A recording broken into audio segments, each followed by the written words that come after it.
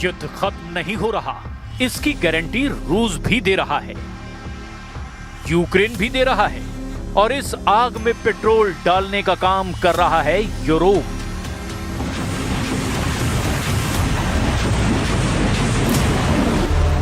बर्फीले war zone में रूस और यूक्रेन की टक्कर अब और खतरनाक होने जा रही है। युद्ध विराम की तमाम कोशिशें फेल हो जाएंगी। अब ज़ेलेंस्की के सैनिकों ने कसम खा ली है कि ना तो पीछे हटेंगे, ना ही पीठ दिखाएंगे।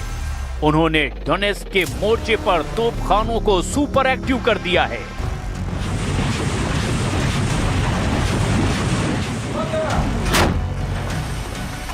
ऐसे में ज़ेलेंस्की के सामने युद्ध विराम वाला विकल्प उल्टा पड़ता नजर आ रहा है।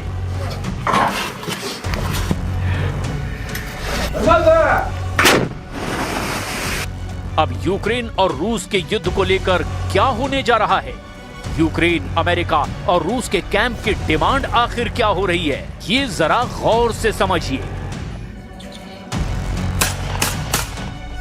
ज़ेलेंस्की चाहते हैं कि रूस की सेना यूक्रेन की जमीन से हट जाए। Russia go back.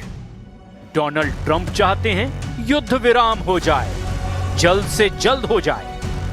Ceasefire. जबकि पुतिन का पूरा जोर डॉनबास पर पूरी तरह से कब्जा करने पर है। We want Donbass.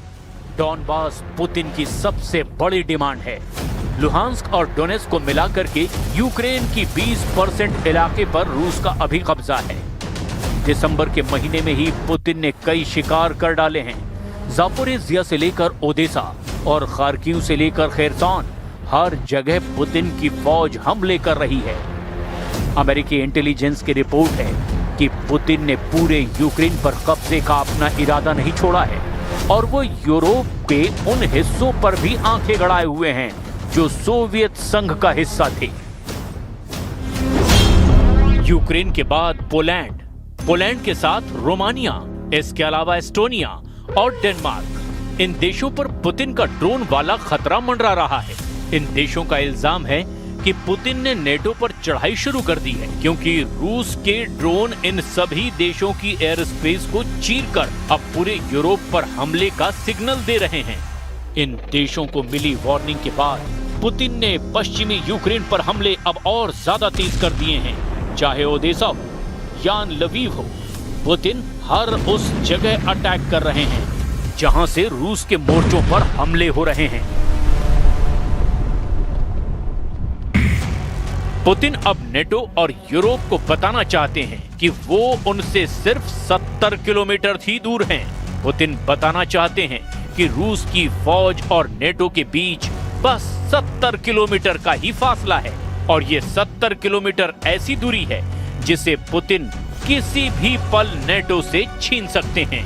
पुतिन बता रहे हैं कि 70 किलोमीटर के फासले को तय करने में उनकी फौज को 70 मिनट भी नहीं लगेंगे। पुतिन के गुस्से के बावजूद ज़ेलेंस्की की सेना डटी हुई है। वो अंदर ही अंदर गुस्से से लाल होती जा रही है। डोनेट्स्क में एक कमांडर ने कह दिया कि वो अपना मोर्चा किसी कीमत पर नहीं छोड़ेंगे। डोनेट्स्क का ये मोर्चा रूस की सेना से आमने सामने की टक्कर ले रहा है। यहाँ तैनात तोपखाना लॉन्ग रेंज वाले गोले मार रहा है। इन गोलों पर यूक्रेन की फौज को पूरा भरोसा है और वो किसी भी कीमत पर अपनी जमीन सरेंडर नहीं करना चाहते। उन्हें पुतिन के साथ युद्ध विराम पर जरा भी यकीन नहीं है। Це біда. Ну, так як вони хочуть, щоб ми це все залишили так, я думаю, це безсмислено. Чому? Тому що стільки ми від 4-й рік вже почти стоїмо. І взяти все глупо, так все кинути, стільки хлопців потеряли. Це безсмислено. Я не бачу смислу. ये अमेरिका की दी गई M109 तोप है जो टैंक नुमा चेसिस पर लगाई गई है। यही इस मोर्चे की सबसे बड़ी ताकत भी है। 2022 में यूक्रेन को अमेरिका से ऐसी 28 तोप मिली थी। 2024 में बाइडेन सरकार ने ऐसी कई और तोप यूक्रेन भेजी और अब ज़ेलेंस्की की फौज के पास ऐसी 90 तोप हैं।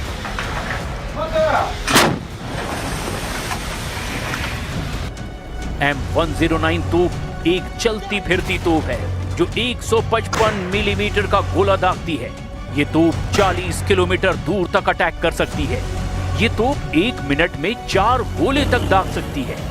सबसे अच्छी बात ये कि ये हमला करने के बाद फौरन अपनी जगह से हटाई जा सकती है ताकि दुश्मन जवाबी अटैक न कर सके, और इसकी रफ्तार 56 किलोमीटर प्रति घंटे तक है। एक कमांडर, ड्राइवर और गनर के साथ इसमें 3 लोडर होते हैं, यानी 6 क्रू मेंबर के साथ में ये तोप एक्टिव हो जाती है।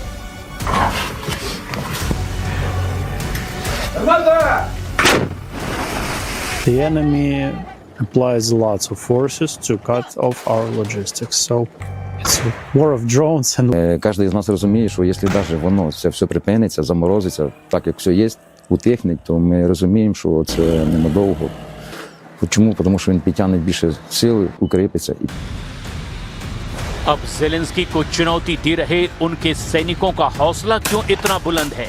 जब अलग अलग पीस प्लान पर लंदन से लेकर बर्लिन और बुडापेस्ट तक बात हो रही है, तब ज़ेलेंस्की और पुतिन के बीच टक्कर बहुत जबरदस्त होने वाली है।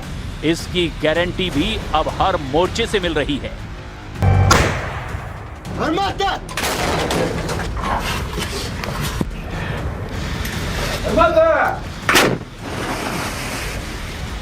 रूस ने ड्रोन अटैक लगातार जारी रखे हैं। ये जेरॉन 2 ड्रोन है जो ईरान के शाहिद ड्रोन की नकल है। यही ड्रोन यूक्रेन में सबसे ज्यादा तबाही मचा रहा है। इसके कई हमले नाकाम भी किए जाते हैं और फिर जमीन पर गिरे इस ड्रोन की लाश भी बरामद होती है, यानी ऐसे ड्रोन जो गिरा दिए गए लेकिन फटे नहीं। जेरॉन 2 का उत्पादन रूस ने और तेज कर दिया है और इसी ड्रोन से सबसे ज्यादा तबाही मचाने का सिग्नल भी मिल चुका है। काउंटर अटैक ज़ेलेंस्की भी कर रहे हैं और बहुत खतरनाक कर रहे हैं। यूक्रेन की सेना का दावा है कि उसने रूस को बहुत बड़ी चोट पहुंचाई है। यूक्रेन के ड्रोन ने रूस पर बहुत लंबी दूरी के हमले भी किए हैं। यूक्रेन के ड्रोन ने कैस्पियन सागर में तेल निकालने वाले प्लेटफॉर्म यानी एक ऑयल रिंग पर अटैक कर दिया है। कैस्पियन सागर में फिलानोवस्की तेल और गैस क्षेत्र के एक ड्रिलिंग प्लेटफॉर्म को भी नुकसान पहुंचाने का दावा किया गया। 10 दिनों के अंदर यह चौथा हमला है। यूक्रेन से कैस्पियन सागर की दूरी 1000 किलोमीटर से ज्यादा है और यहां तक ज़ेलेंस्की की फौज लगातार हमला कर रही है।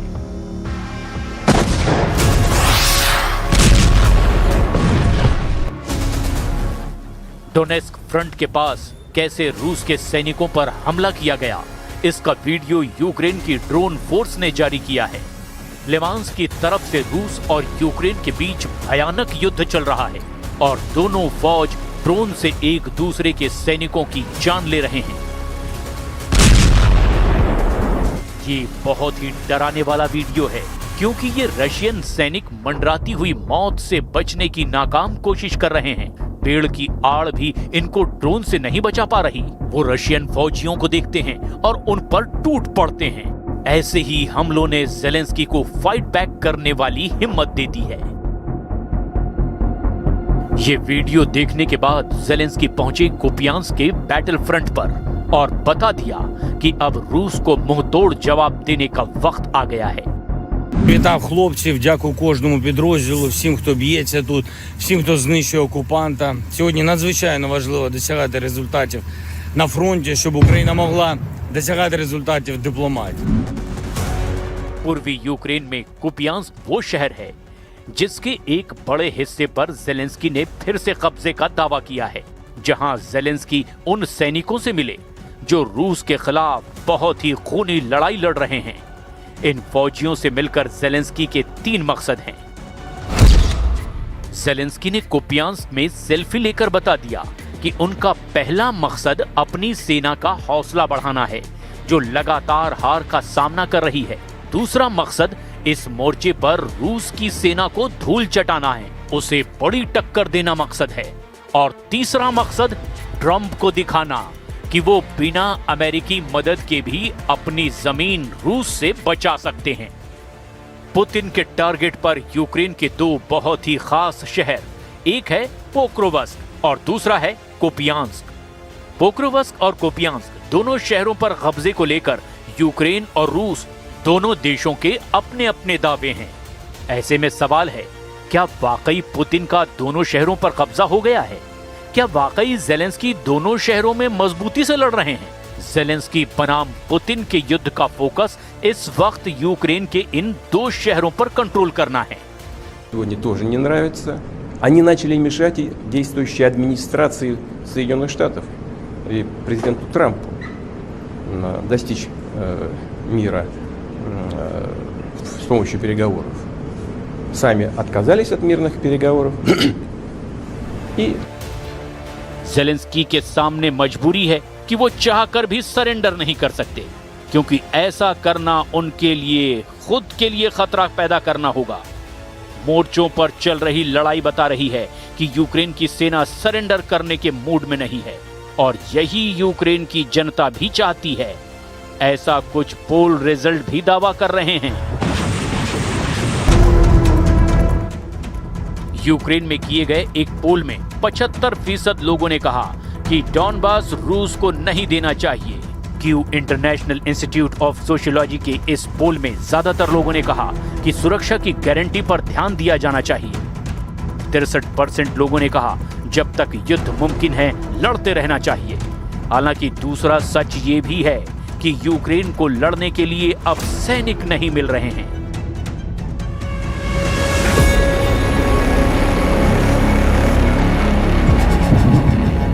ज़ेलेंस्की का युद्ध बहुत ही मुश्किल दौर से गुजर रहा है, इसमें कोई शक नहीं। साथ ही उन पर अमेरिका का भी दबाव है, क्योंकि ट्रंप चाहते हैं ज़ेलेंस्की डॉनबास पुतिन के हवाले कर दे और युद्ध विराम करे। लेकिन ज़ेलेंस्की की सेना ने पूरा दम लगा दिया है। रूस में भी यूक्रेन के ड्रोन अटैक बढ़ते चले जा रहे हैं। ऐसे में कोई शक नहीं कि दिसंबर 2025 के आखिरी दिन बहुत खतरनाक होने जा रहे हैं।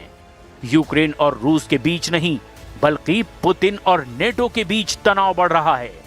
यही वजह है कि ट्रंप भी अब घबराए हुए हैं, क्योंकि ना ज़ेलेंस्की झुक रहे हैं, ना पुतिन नर्म पड़ रहे हैं।